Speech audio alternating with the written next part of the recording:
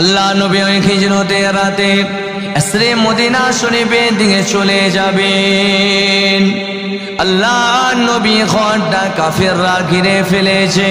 নবী আমার আল্লাহ পাককে জানাতে লেগেছে, ও রব্বি আল্লাহ পাক, আমি রাসূলুল্লাহ কিভাবে যাব? আল্লাহ পাক ওই সময়তে জানিয়ে দিলেন, ইয়া আমার হাবিব, কোনো টেনশন নেবেন না, তোমার মুঠোতে এক মুঠো বালি আমি হযরতে জিবরাইল আলাইহিস সালামকে দিয়ে পাঠিয়ে দিলাম। এ হযরতে জিবরাইল, তুমি যাও যাও চলে যাও, আমার হাবিবুল্লাহর হাতে এক মুঠো বালি দাও।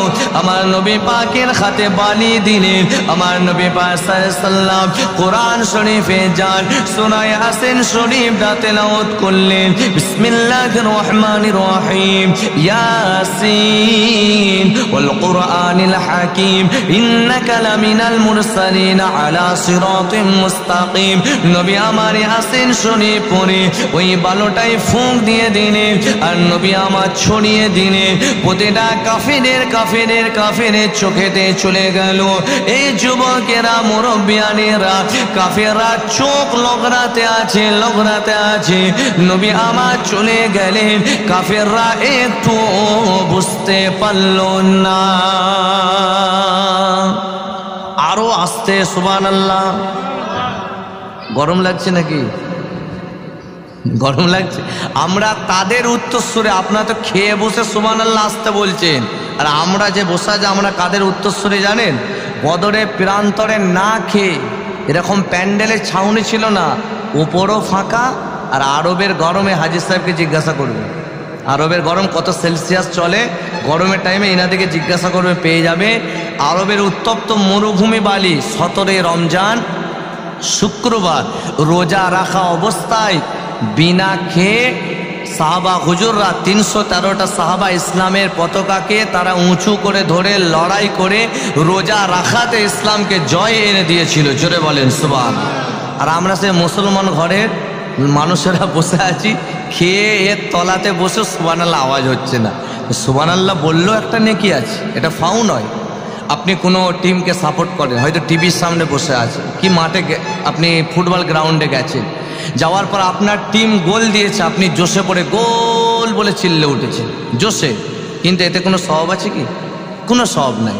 কিন্তু একবার সুবহানাল্লাহ বললে, নবী বলছেন, আসমান আর জমিনে যে ফাঁকা জায়গাটা আছে তত পরিমাণ সব আল্লাহ সঙ্গে সঙ্গে তোমার নামে আমলে দিয়ে দেবেন। জোরে বলেন সুবহানাল্লাহ। এই যে এখানে বসে আছেন, নিঃশ্বাস ছাড়ছেন আর নিচ্ছেন, দুটো কাঁধের ফারেস্তারা সব নেকি বলেই লিখছে। তো নবী আমার চলে গেলেন, এখানেও কেরামতি দেখিয়ে দিলেন যে একটা বালিকে যদি ছোঁড়া হয়, আমার হাতে দিলেন, ছুঁড়লাম, সবাইয়ের চোখে যাবে কি? যারা বসে আছেন সবাইয়ের চোখে সম্ভব নয়, গুটি কত মানুষের চোখে যাবে।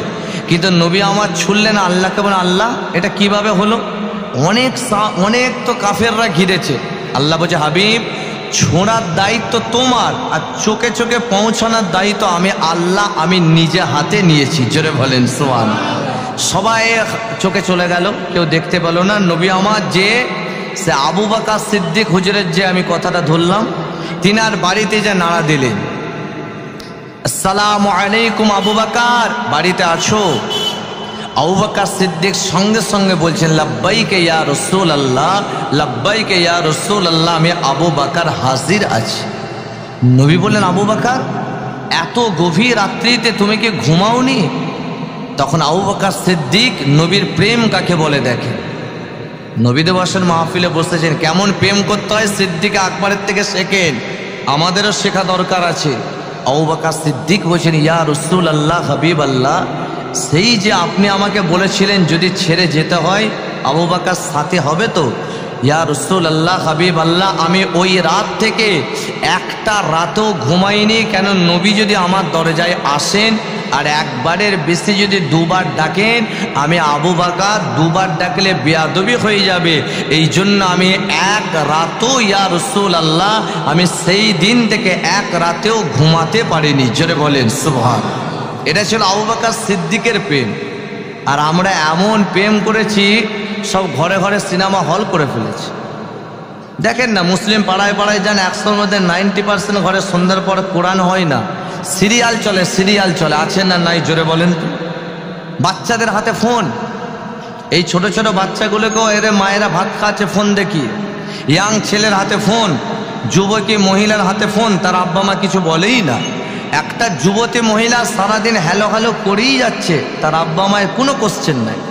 সে অবৈধ সম্পর্ক করছে, তার বাড়ির লোক জানছে, তথাপিও কিছু বলে না। এমনও গার্জেন আছে না নাই জোরে বলে? আমি এখানে বলছি, মানে এখানে কে আছে আমার জানা নাই, তো এখানে নেই মনে হচ্ছে। অনেক আমাদের কাছে আসে তাবি জানতে, 100-র মধ্যে 90% এই কেস। বড় ব্যথা লাগে যে আমাদের ঘরের যুবতী মহিলারা তারা অবৈধ সম্পর্ক, এই যে ফোন, কিছু বললেই না এতে আমার পড়া হচ্ছে, হোয়াটসঅ্যাপে স্যার পড়া দেয়। স্যার যে কি পড়া দিচ্ছে ও জানে আর আল্লাহই জানে। আরে স্যার হোয়াটসঅ্যাপে দিচ্ছে, হোয়াটসঅ্যাপ ছেড়ে দিয়ে বই পড়লে কি পড়া হবে না? না, আগের লোকেরা মাস্টার হয়নি, তারা তো বই পড়েই master, doctor, engineer, barrister, advocate, lawyer, এই তো বই পড়েই হয়েছে, তাই তো নাকি? তো যদি এখন হচ্ছে জামানা পাল্টেছে, সময় পাল্টেছে, যদি মনে হয় মোবাইলে পড়া, তারা একটা গাইডলাইন দিতে হবে। সরকার আপনাকে গাইডলাইন দেবেন, আপনি গার্জেন হয়ে আপনার মেয়ের ফোনটা ওই পড়া ছাড়া সব সময় নজরদারি করতে হবে, এতে পড়া ছাড়া অন্য কিছু হচ্ছে কিনা। একজন পিতার দায়িত্ব আছে না নাই? যদি না করেন, মুসলিম কমিউনিটির রিপোর্ট, একজনের আব্বা মায়ের সমাজে 40 বছর 50 বছর তার একটা সম্মান আছে। একটা মহিলা অবৈধ সম্পর্ক করে, অন্য কওমের কথা বলবো না, আমাদের মুসলিম ঘরানার মেয়ে অবৈধ সম্পর্ক করে ঘর ছেলে পালিয়ে যে বিয়ে করছে, তার আব্বা মায়ের মুখে সম্মানের জায়গায় চুন কালি লাগিয়ে দেয়, আছে না নাই জোরে বলে? এরা যদি বলে আমরা নবীর আশিক, এরা যদি রাতের বেলায় ওই নামাজ পড়ে আর অবৈধ সম্পর্ক করে, এদের নামাজ, রোজা, কোরআন তেলাওয়াত আল্লাহর দরবারে যাবে? জোরে বলেন যাবে? আল্লাহ রুমালে বেঁধে মুখে ছুঁড়ে মেরে দেবে। আপনি একটা ঘরে কোরআন রেখেছেন, কিভাবে টিভিটাই ঘরে রাখলেন? আপনি ভাববেন না কোরআনটা কিভাবে এসেছে? আপনার সোনার জিনিসটা তো আপনি খুব ইজ্জত করে রাখলেন, সুন্দর করে তুলে আলমারিতে রাখলেন। এই কোরআনটাকে কোনো জায়গায় পাথরে লেখা ছিল, কোনো জায়গায় গাছে লেখা ছিল।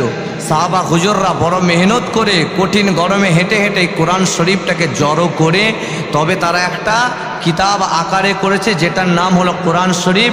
আজকে সেই কোরআন বাড়িতে বাড়িতে বাড়িতে বাড়িতে আছে, তথাপি সেখান থেকে গান বাজনা বার হচ্ছে না। কথা ঠিক না বেঠিক জোরে বল? নবী আমার 1500 বছর আগে একটা ভবিষ্যৎবাণী করেছিল, আমার সাহাবারা, এমন একটা দিন আসবে, এমন একটা সময় আসবে, আমার উম্মাতানিকে কাফেরের হাতে তুলে দেওয়া হবে। এই ওয়াজ ভালো লাগছে না, কাহিনীতে চলে যাব, বাস্তবটা বোঝেন। সাহাবা হুজুরা প্রশ্ন, ইয়া রাসূলুল্লাহ, কাফেরের হাতে তুলে দেওয়া হবে, তাদেরকে সংখ্যা কম হবে? নবী বললেন না, কোটি কোটি সংখ্যা হবে। তাদেরকে মসজিদ কম? নবী বললেন না, তাদের আখেরি জামানায় পাড়ায় পাড়ায় পাড়ায় মসজিদ বেড়ে যাবে। পারছে না বাড়েনি? নবী বললে, সাহাবা হুজুরা বলেন তারপরেও কাফেররা জ্বালাবে? আজকে জ্বালাচ্ছে না জ্বালায়নি? আমাদের জন্য বিল বার করা হচ্ছে না হয়নি? তো এটা কিসের জন্য? নবী আমার 1500 বছর আগে বলেছে, এরা আখেরে জামানায় কোরআনও পড়বে, আবার গানও শুনবে, কোরআনও পড়বে, টিভি সিরিয়ালও দেখবে। এমন আমাদের মহিলা মা বোন আছে না নাই জোরে বলে? কিন্তু না না না না, কোরআন এমন একটা কিতাব, এই কিতাবের একটা আয়াতকে শুধুমাত্র ইজ্জত করেছিল বলে জামানার একজন বড় ওয়াল বিখ্যাত মাতালকে আল্লাহ পাক ওয়াল বিখ্যাত ওলি করে দিয়েছিলেন। এই যুবকেরা, আব্বারা, তরুণেরা, এই কোরআনের একটা আয়াত রাস্তায় পড়েছিল। ওয়াল বিখ্যাত মাতাল বিসরে হাবি রাহমাতুল্লাহ আলাইহি, হুজুর আমার তখন আল্লাহর ওলি হয়নি, শরাবটা পান করে টুলতে টুলতে টুলতে টুলতে চলে যায়। হুজুর আমার যেতে যেতে দেখে একটা কোরআনের আয়াত পড়ে আছে, ওই কোরআন শরীফের আয়াতটাকে তুলেতে বুকের মধ্যে জড়িয়ে ধরলেন, আল্লাহ পাকের কাছে বলতে লাগলেন, ও রব্বি আল্লাহ পাক, আমি বিসরে খাবি এই আয়াতটাকে ধরাটা আমার উচিত হয়নি, কিন্তু যে জায়গায় পড়ে আছে রাস্তা দিয়ে যদি লোক আসে এটাতে পাটা লেগে যেতে পারে, এই জন্য আমি তুলে নিলাম। বাড়ির মধ্যে নিয়ে গেলেন, আতর লাগিয়ে দিলেন, কস্তুরি লাগিয়ে দিলেন, সুগন্ধি ছড়িয়ে দিলেন, আলমারির উপরে তুলে রাখলেন। বিসরে খাবি হুজুর বলতে লেগেছে, দিয়েছেন। তার স্ত্রীকে বললেন এটা কোনো রকমে যেন বেয়াদবি না হয়ে যায়। রাতের বেলায় ঘুমিয়ে পড়লেন, গভীর রাতের বেলায় বিছরে খাবিকে আল্লাহ পাক ডাইরেক্ট স্বপ্ন দেখাচ্ছে, এ বিছরে খাবি, সারাটা জীবন তুমি শরাব পান করেছো, সারাটা জীবন তুমি নামাজ পড়নি, আমার নাফরমানি করেছো, কিন্তু আমি আল্লাহ পাক জানিয়ে দিলাম তুমি এমন একটা কাজ করেছো যে আমার একটা আয়াতকে সুগন্ধি ছড়িয়েছো। আমি আল্লাহ পাক তোমারও নামটা তাম পৃথিবীর জমিনে সুগন্ধি ছড়িয়ে দেব। ওই দিন থেকে আল্লাহ পাক হেদায়েতের নূর দিয়ে দিলেন। বিছরে খাবি আমল করে করে আমল করে করে আমল করে করে ওয়াল বিখ্যাত মাতালকে আল্লাহ পাক ওয়াল বিখ্যাত ওলি বানিয়ে দিলেন। আরো জোরে বলেন, এটা কিসের পাওয়ারে? কোরআন। কোরআন শুধু একটা আয়াতকে সম্মান করেছিল, ওয়াল বিখ্যাত এমন ওলি করেছেন, উনি যে জামানার ওলি ছিলেন ওই জামানার ইমাম ছিলেন ইমামে আহমদ ইবনে হাম্বল। আমাদের কটা ইমাম? 4 ইমাম। আর আল্লাহ সুন্দরভাবে সাজিয়েছেন। আল্লাহর নামের অক্ষর 4, আলিফ লাম লাম হা। আল্লাহর নবীরও নামের অক্ষর 4, মিম হা মিম দাল। আল্লাহর অনেক ফারিস্তা আছেন, বড় বড় ফারিস্তা 4টে, হযরত আজরাইল আলাইহিস সালাম, হযরত জিবরাইল আলাইহিস সালাম, হযরত মিকাইল আলাইহিস সালাম, হযরত ইসরাফিল আলাইহিস সালাম। আর নবীর ও সাহাবা অনেক বড় বড় সাহাবা 4টে, হযরত আবু বকর সিদ্দিক, হযরত ওমর ফারুক, হযরত উসমান গনি, হযরত শের খুদা আলী রাদিয়াল্লাহু তাআলা আলাইহিম আজমাইন। আর জামানায় আমাদের ইমাম অনেক আছেন, 4 ইমাম ছাড়া আরো ইমাম আছে, ইমামে ইউসুফ, এমন করে অনেক ইমাম আছেন। তো বড় বড় ইমাম কটা? যারা বলেন 4টে, ইমামে আজম আবু হানিফা, ইমামে শাফি, ইমামে মালিক, ইমামে আহমদ ইবনে হাম্বল। আর পীরের লাইনের তরিকত 4টে। তাহলে কত সুন্দর আল্লাহ মিল করে পাঠিয়েছেন, জোরে বলেন সুবহান। সেই 4 ইমামের এক ইমাম ইমামে আহমদ ইবনে হাম্বল একবার দেখা যাচ্ছে বিছরে হাবি হুজুরের দরবারে বসে আছে। তো জামানার এলাকার মানুষেরা বলছে কি ব্যাপার, আপনি এখানে বসে আছেন, জামানার ইমাম, আপনার জ্ঞান কত, আপনি কোরআন হাদিসকে রিসার্চ করার ক্ষমতা রাখেন। তো এ না হলে মাতাল ছিল, ভালো হয়েছে, ঠিক আছে, তবে ইনার দরবারে বলছে আমি কিতাব পড়ে পড়ে আলেম হয়েছি, কিতাব পড়ে পড়ে আলেম হয়েছি, আর বিছরে খাবের দরবারে এসে হাকিকাতে আল্লাহ আল্লাহ রসুলকে চিনতে পেরেছি, জোরে বলেন সুবহান। তাহলে একটা কোরআনকে আয়াতকে সম্মান করে আল্লাহ কোথা থেকে কোথায় নিয়ে যাচ্ছেন। ফারুক আজম তখন কি ছিল? ফারুকও ছিল না, আজমও ছিলেন না।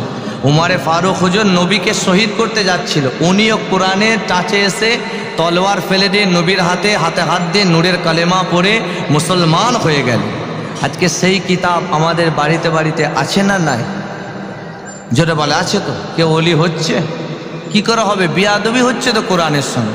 খবরদার, কমসে কম কোরআন যদি পড়া নাও জানে, এই নবী দিবসের মাহফিলে বসে নবীর ওপরে নাজিল হওয়া অবতীর্ণ হওয়া কোরআন, কোরআন को देखना भी सवाब है, इसको चूमना भी सवाब है, इसको टच करना भी सवाब है, और इसको पढ़ना भी सवाब है। জোরে বলুন না সুবহান। একটা মুজিজা নবী, সমস্ত নবীদের আল্লাহ মুজিজা দিয়েছিলেন। ওই কথাটা মনে রাখবেন। আবু বকর সিদ্দিক হুজুরের ঘরে আল্লাহর নবী যে ডাকলেন, আবু বকর বাড়িতে আছো? এই জায়গায় আলোচনা করছিলাম তো, যাই ওটা ফিরে আসবো। তো কোরআনের আজমত দেখেন, দুনিয়াতে এমন কোনো বই আছে যেটাকে দেখলেও সওয়াব হবে, পড়লেও সওয়াব হবে, হাত দিলেও সওয়াব হবে, চুমু খেলেও সওয়াব হবে? জেনারেল লাইনে কোনো বুক আছে? সিএটি ক্যাট, ক্যাট মানে বিড়াল, এই যে আমি মানেটা করলাম, আমি মানে এটা মানে করে দিলাম, সওয়াব হলো?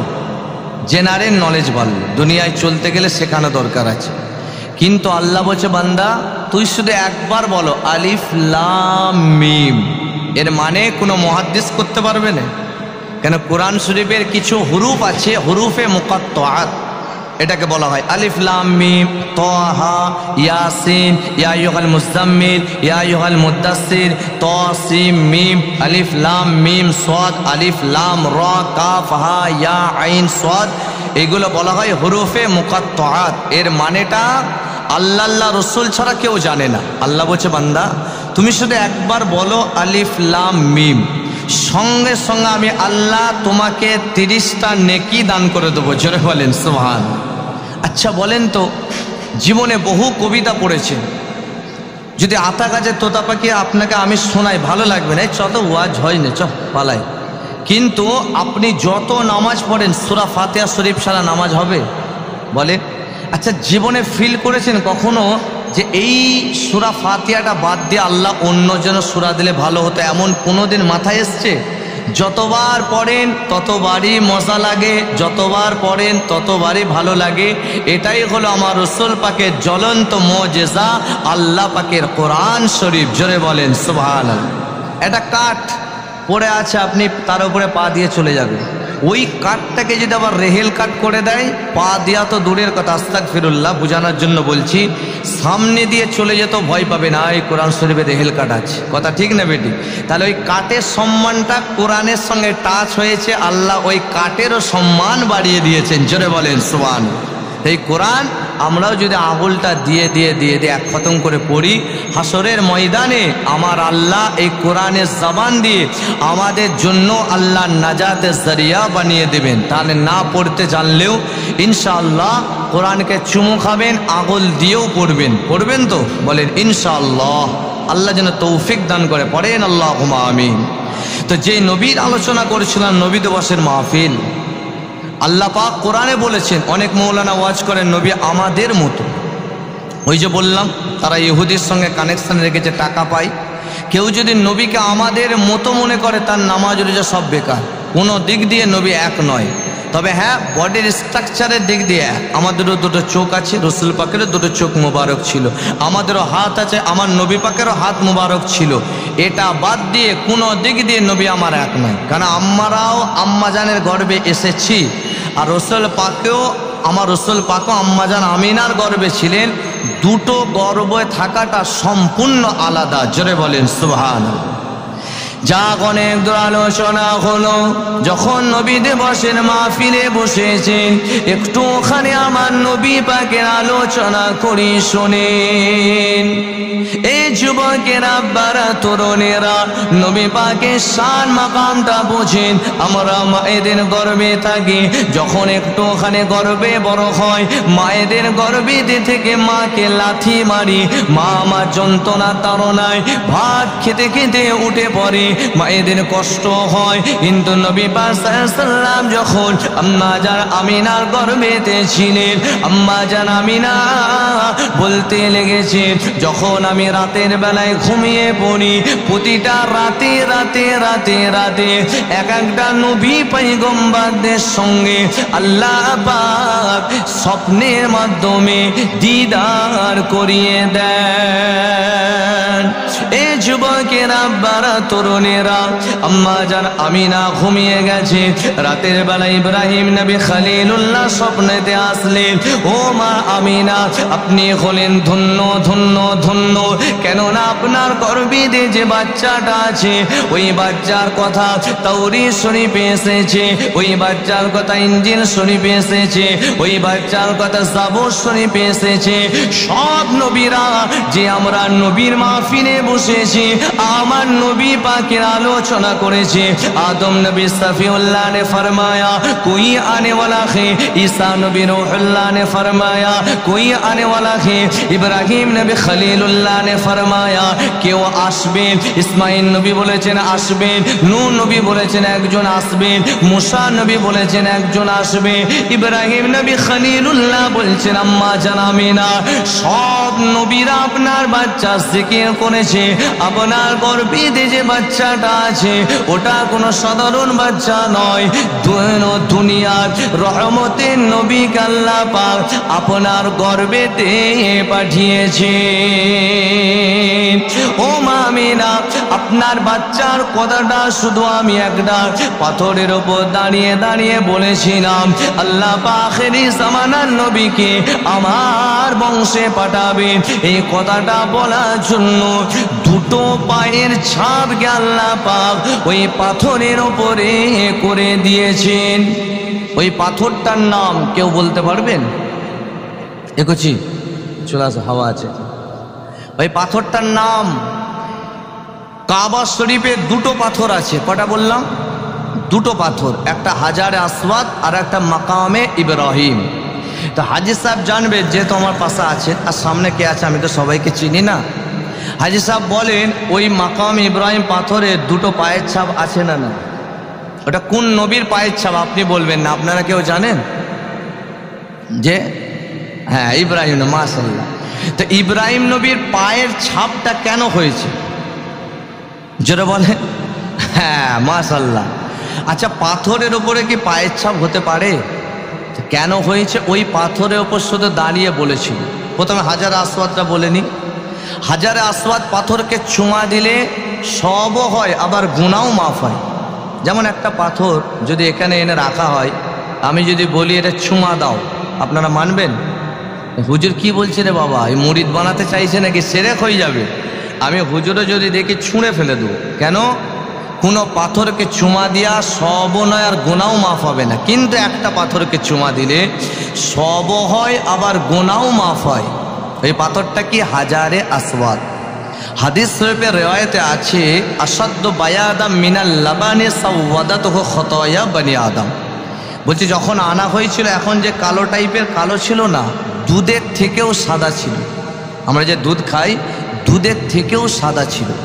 কিন্তু এখন দেখবেন, মোবাইলে সার্চ দেবেন বা যারা যায় তারা সরাসরি দেখেন একটা লালচে বা কালো হয়ে গেছে। কেন?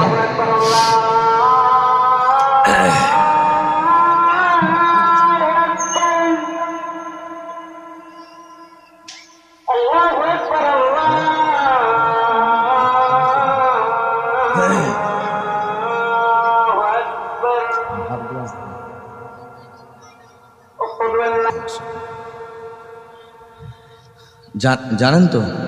যদি ক্লিয়ারটা করতে পারেন করে দেন, নাহলে ছেড়ে দেন, না জানলে ছেড়ে দেন। দুরূদ শরীফ পড়েন, আল্লাহুম্মা সাল্লি আলা সাইয়্যিদিনা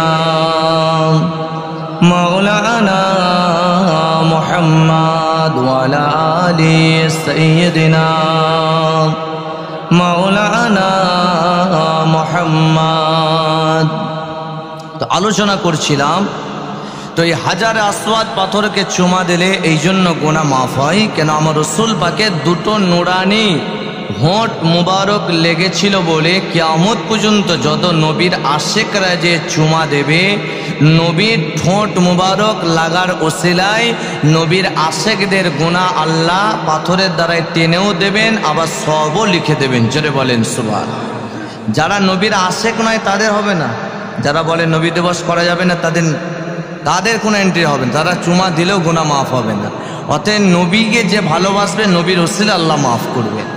আর ওই মাকাম ইব্রাহিম পাথর, ওই পাথরটা যখন কাবা শরীফটা হয়েছিল, ওপরের কাজটা করেছিল পাথরের ওপর দাঁড়িয়ে, আর যখন কাজ শেষ তো নবী ইব্রাহিম খলিলুল্লাহ বলেছিলেন আল্লাহ, তো স্বপ্নেতে বলছে মা আমিনাকে, নবী ইব্রাহিম খলিলুল্লাহ, আমিনা আমি আল্লাহকে বলেছিলাম আল্লাহ যে আপনার আখেরি নবী যে আসবেন, যার কথা সব নবীরা বলেছে, সব নবী আমার নবীর আলোচনা করেছে, এবং যত আসমানি কিতাব তৌরিত, জাবর, ইঞ্জিল আর কোরআন শরীফে তো আছেই আছে, তো সব কিতাবে নবীর আলোচনা, সেই নবীকে আমার বংশে পাঠাবে।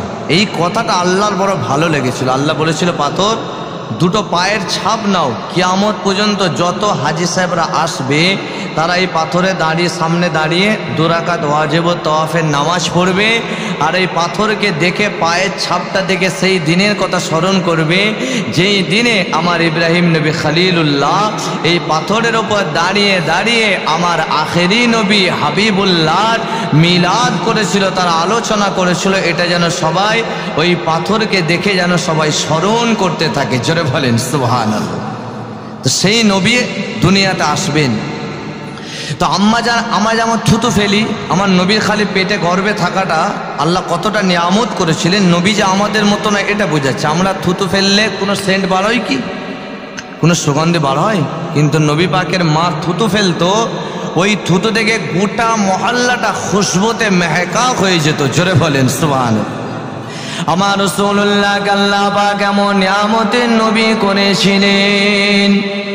আম্মা জান আমিনা পাড়ায় যখন চলতেন, যদি থুতু ফেলে দিতেন, আম্মা জান আমিনা থুতু থেকে সুগন্ধি বার হয়ে যেত।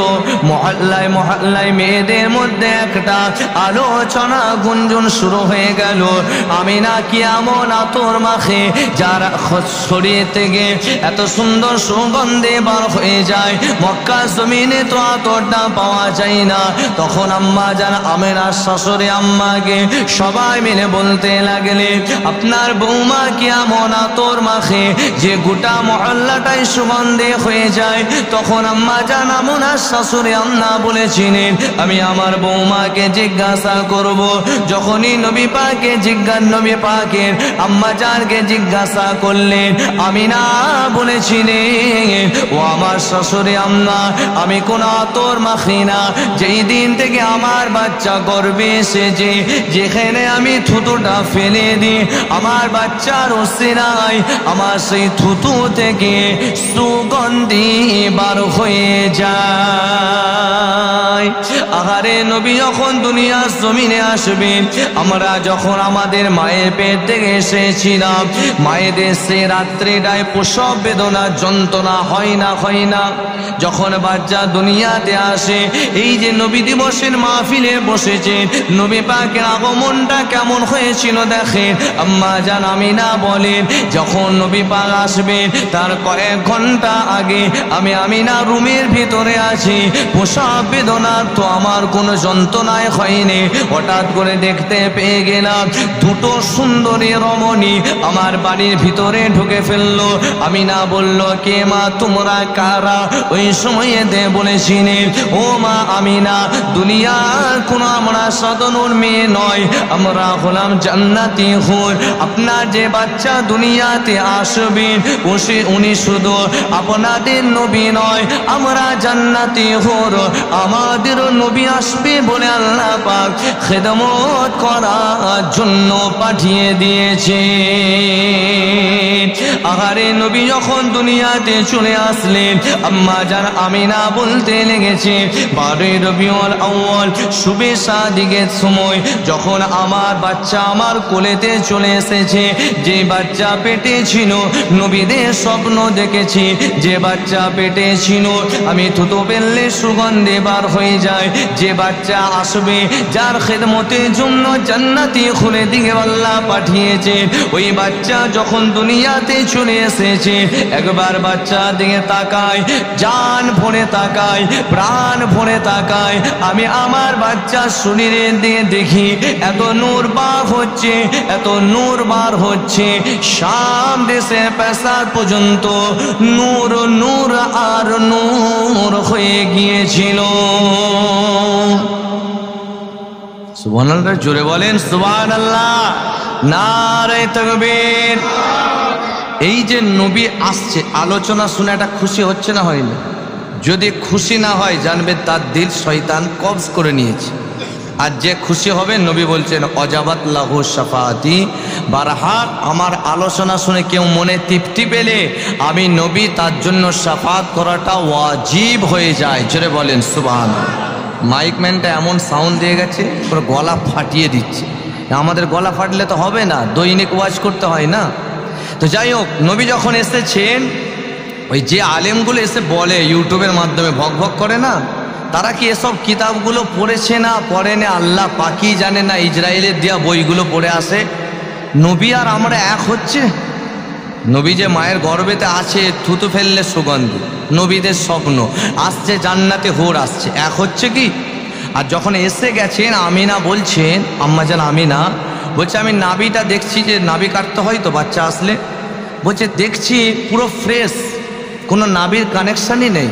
আমরা যখন মায়েদের গর্ভেতে থাকি, একটা নাভির কানেকশান করে দেওয়া হয়, মানে যাতে মায়ের নাপাক রক্তগুলো পাইপ সিস্টেম নাভির দ্বারাই আমাদের শরীরে আল্লাহ পেটে মায়ের গর্ভে খাইয়ে থাকেন নাপাক জিনিসগুলো। কিন্তু আমার রসুল পাককে আল্লাহ আম্মাজান আমিনার গর্ভে রেখেছিলেন, কিন্তু পাইপ সিস্টেম করে রসুল পাকের জেসে মুবারকে কোনো রকমের নাপাক খাদ্যই আল্লাহ না খাওয়াননি।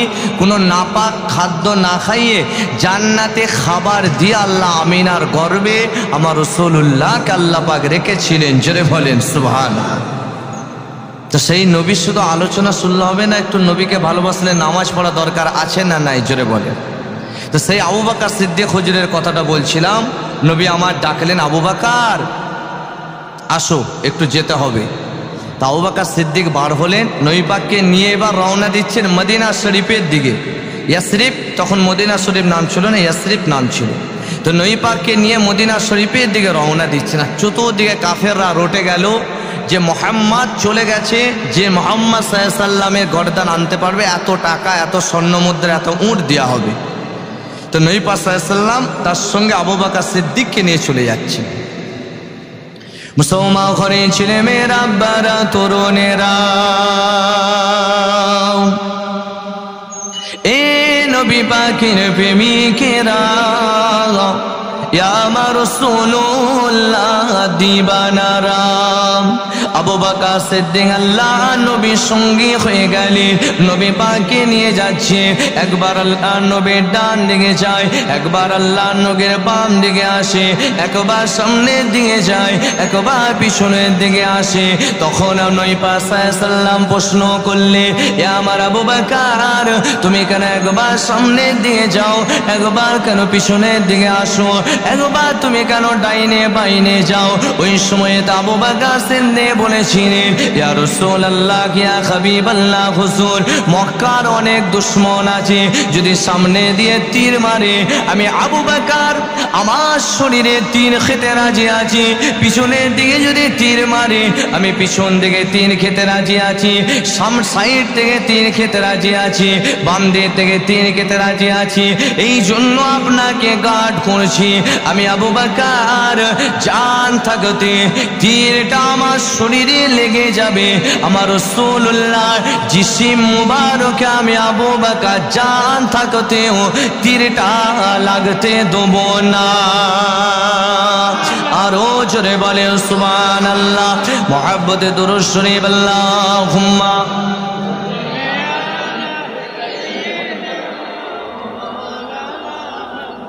একটা 15-তে শেষ হবে তো?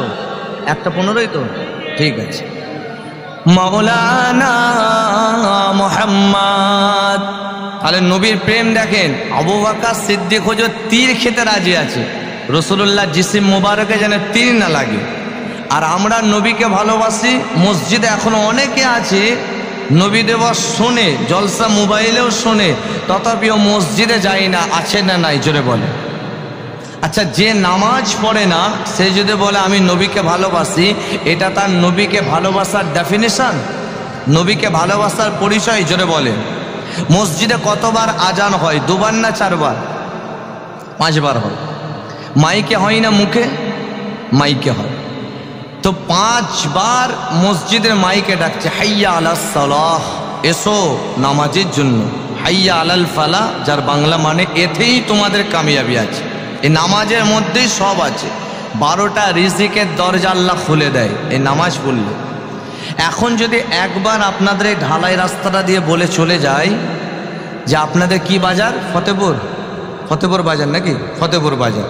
যে ফতেপুর বাজারে ভোর 5টার সময় যাবেন, আধার কার্ড ভোটার কার্ডের জেরক্স নিয়ে, যারা বন্যায় প্লাবিত আপনারা যাবেন, আপনারা ওখানে যে হাজির হবেন ভোর 5টায়, আপনাদেরকে ত্রাণ দেওয়া হবে, সরকার থেকে পয়সা দেওয়া হবে কিছু কিছু করে।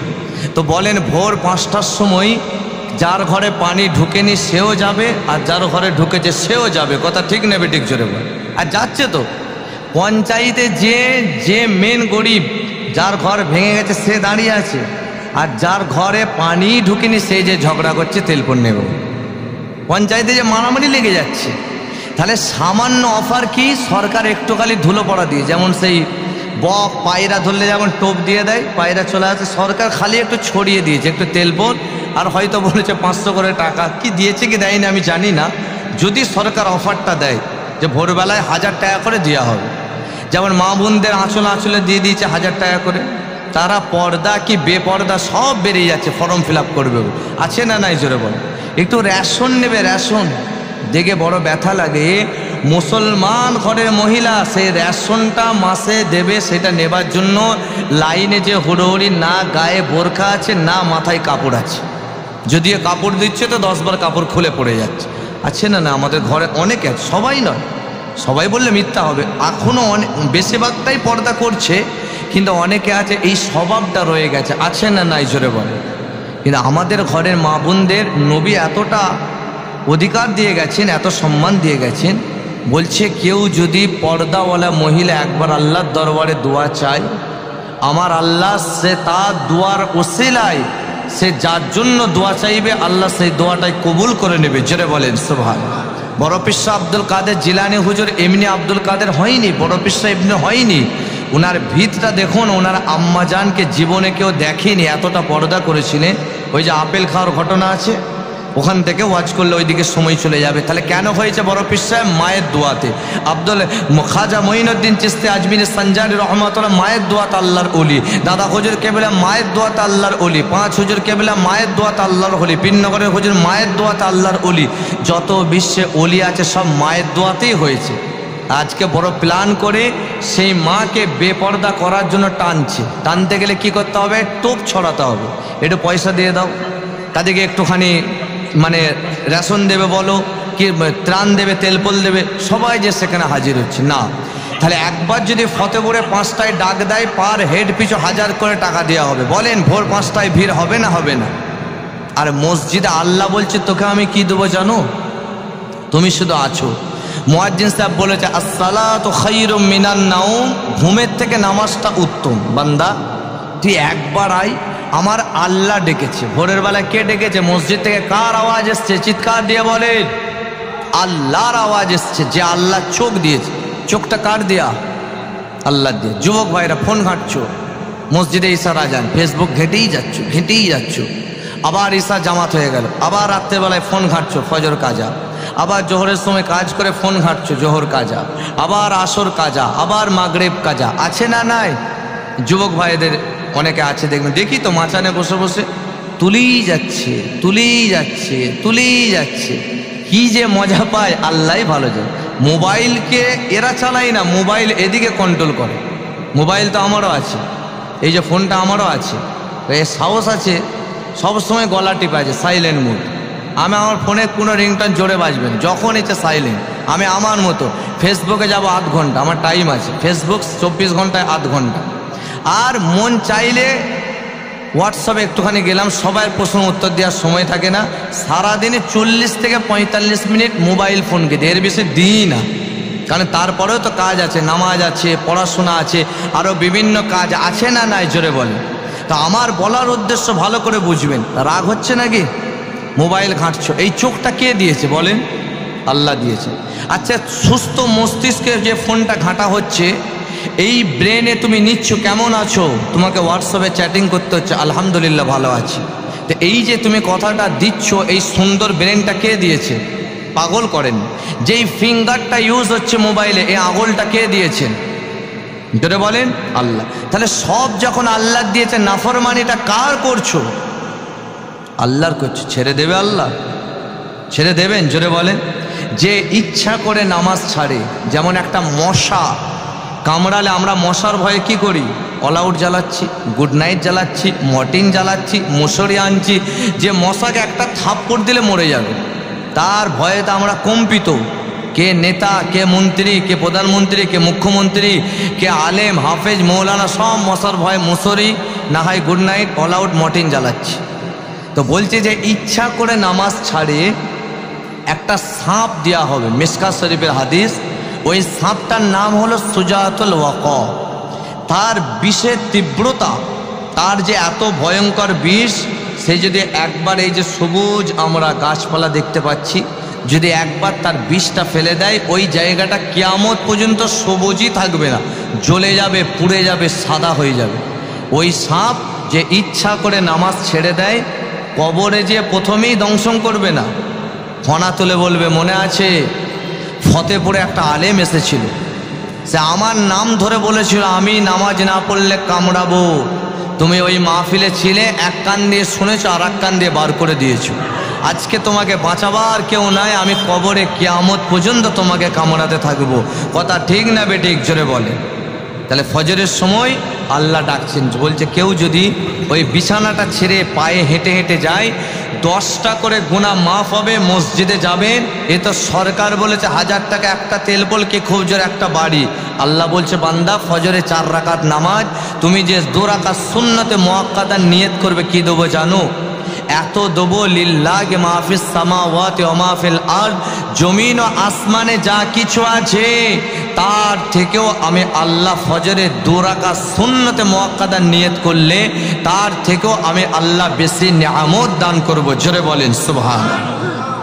তাহলে সেই নিয়ামত ছেড়ে দিয়ে আর এদের 1000 টাকার পিছনে আমরা পড়ে আছি, কথা ঠিক না বেটি?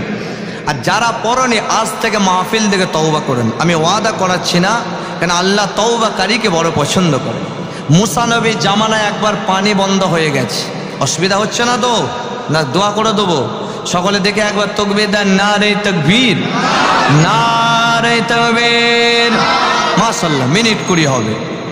তো পানি বন্ধ হয়ে গেছে, বয়স্ক মানুষরা পানি পাচ্ছে না, দুর্ভিক্ষ হয়ে গেছে। আর ওই দিন আসছে, এমন একটা দিন আসছে, দুর্ভিক্ষ দিন আসছে, লোকের ঘরে পয়সা থাকবে 1 মুঠো চাল সে পাবে না, না খেয়ে মরবে। আবার একটা দিন আসছে, মিলিয়ে নেবে, ঘরে পয়সা থাকবে, সোনা গয়না যেমন এখন আলমারিতে মায়েরা তুলে রাখছে, তখন বার করে বিরক্ত হয়ে ঝাঁট দিয়ে লোককে বলবে নিয়ে যাও না গো। ওই দিনও আসছে যে সোনা মানুষ ঝাঁট দিয়ে বস্তায় তুলে ফেলে দেবে। কথাটা শুনতে আজকে অবাক লাগতে পারে, এটাই হাদিস পাকের রিওয়ায়াত। সেই দিন আসছে, কোটি কোটি টাকা থাকবে, 1 গ্লাস পানি পাবেন না। তা এখনও বলেন দাঁত থাকতে দাঁতের মর্যাদা দিন, সময় যখন আছে সময়ের মর্যাদা দিন। তো মুসা নবীর জামানায় দুর্ভিক্ষ, মেয়েরা পানি পাচ্ছে না, বাচ্চারা পাচ্ছে না, অবেলা জানোয়াররা চারদিকে হাহাকার। তো মুসা নবীর উম্মতেরা এসছে, আসার পরে বলছে আপনি তো আমাদের নবী, তো আল্লাহর কাছে একটু দোয়া চান না, যেন আল্লাহ পাক একটু যেন পানি দান করে। তো মুসা নবী বললেন ঠিক আছে আল্লাহর কাছে দোয়া চাইব। তো মুসা নবী কালিমুল্লাহ আল্লাহর দরবারে দোয়া চাইলেন। আমার আল্লাহ বলছে আমার কালিম, আমি দোয়া কবুল করবো, একটা শর্ত আছে, সবাইকে নিয়ে একটা চেটিয়াল ময়দানে আসো, জানোয়ার দিকে নিয়েও আসো, জানোয়ারগুলোকে বাঁধো, সবাই মিলে আল্লাহর দরবারে দোয়া চাও, আমি আল্লাহ পানি দেবো। তো মুসা নবী সবাইকে নিয়ে এসে দোয়া চাইছেন, চাইতে চাইতে পানি হচ্ছে না। তো মুসা নবী বলছে আল্লাহ পানি কখন হবে? আল্লাহ বলছে আমার কালিম, तुम्हारा इस लाखों मजमा में एक ऐसा आदमी है जिसने 40 साल हो गया हमको एक भी सिजदा नहीं किया। তোমার এই লাখ লাখ মজমার ভিতরে এমন আছে 40 বছর হয়ে গেছে এখনো আমাকে একটাও সেজদা দেয়নি। আমাদেরও আছে, রমজান আর জুম্মা শবে বারাত শবে কথা ছাড়লে মসজিদে আসে না, জুম্মাগুলো বাদ দিলে আছে না নাই জোরে বল। অথচ 40, 45, 50, 60 বছর বয়স চলে যাচ্ছে, অনেকে এখনো আছেন। তো মুসা নবী তো খুব জ্বালানি নবী ছিলেন, কে আছো আসো, তোমার জন্য এতজন কষ্ট পাচ্ছে, আসো বেরিয়ে আসো। তো সেই মানুষটা একটা রুমাল, এরকম রুমাল দিয়ে, মানে তখন তো খুব তাপ ছিল, মাথাটাকে ঢেকেছিল। ওই মানুষটা বলছেন আল্লাহ আমি যে নামাজ পড়িনি, আপনি আমাকে আপনার হাওয়া থেকে বঞ্চিত করেননি, আপনার পানিও আমার বাড়িতে দিয়েছেন, আপনার হাওয়াও দিয়েছেন, সূর্যের আলোও দিয়েছেন। কথাটা বাস্তব সত্যি, যে নামাজ পড়ে না তার বাড়িতেও এই সূর্যের আলোটা প্রবেশ করে না, করে না, তার বাড়িতেও যায়। এই আলোটা কার? এই আলোটা কার? আল্লাহর আলো। যে নামাজ পড়ে না তাকেও আল্লাহ তার বাড়িতে আলো ঢুকায়, আর যে পড়ে তার বাড়িতেও ঢুকায়। তো সেই মানুষটা আল্লাহর নিয়ামতগুলো তখন স্বীকার করেছে, আল্লাহ আপনি সব দিয়েছেন, আল্লাহ আপনি আমাকে বেইজ্জতিও করেননি মানুষ সমাজে, আজকে আল্লাহ আমার জন্য পানি বন্ধ। যদি মুসা নবী জেনে যায় মারবে, আর সবাই আমাকে দেখে ঘৃণা করবে, আল্লাহ আমি তওবা করছি, কাল থেকে আপনাকে সেজদা দেব। শুধু এতটুকুন কথা, আল্লাহ আল্লাহ কত বড় গফুর রহিম, এতটুকুন বলেছে আল্লাহ আমি তওবা করছি, কাল থেকে সেজদা দেব। আসমান থেকে আল্লাহ পাক ছম পানি বর্ষণ করে দিয়েছিলেন, জোরে বলেন সুবহানাল্লাহ। তো মুসা নবী বলছেন আল্লাহ আপনি বলেন গুনাহগারের জন্য পানি বন্ধ, আবার পানি হলো। अल्लाह बचे कलीम जिसके लिए मैंने पानी को बंद किया था फिर उसी के लिए मैंने आसमान से पानी को दोबारा बरसा दिया, क्योंकि मेरा गुनाहगार बंदा मेरा दरबार में माफ मांग लिया। जरे बोलून ना सुभान अल्लाह, और चिৎকার দিয়ে বলেন सुभान अल्लाह, नारे तकबीर। গুনাহগার বান্দা তওবা করেছে, 40 বছর বেনামাজ, তার জন্য আল্লাহ পানি দিয়ে দিল। তা আজও যদি আমরা যারা পড়িনি একটু তওবা করেন, আল্লাহর দরবারে ফিরে আসেন। সত্যি বলছি, আপনি ব্যস্ত আছেন, বলেন তো পেশাব পায়খানা লাগলে আপনি ব্যস্ততাটা রেখে কি বলেন? দোকানদার হলে একটু দাঁড়াও আমি আসছি, কথা বললে দাঁড়াও আসছি, ফোন করেছে একটু রাখো তো আমি আসছি। তাহলে আপনি কেন? কাজায় হাজাত, জোরে পেশাব পেয়েছি, জোরে পায়খানা পেয়েছি। তেমন নামাজ ওই পেশাব পায়খানায় গেলে 10 মিনিট 15 মিনিট যতটা টাইম লাগে আমরা দিই না, হ্যাঁ?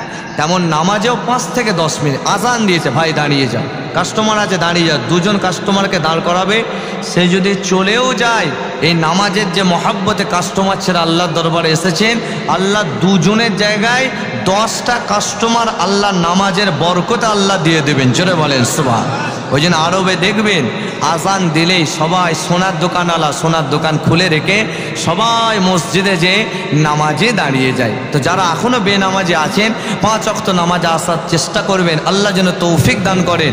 সকলেই পড়েন আল্লাহুম্মা আমিন।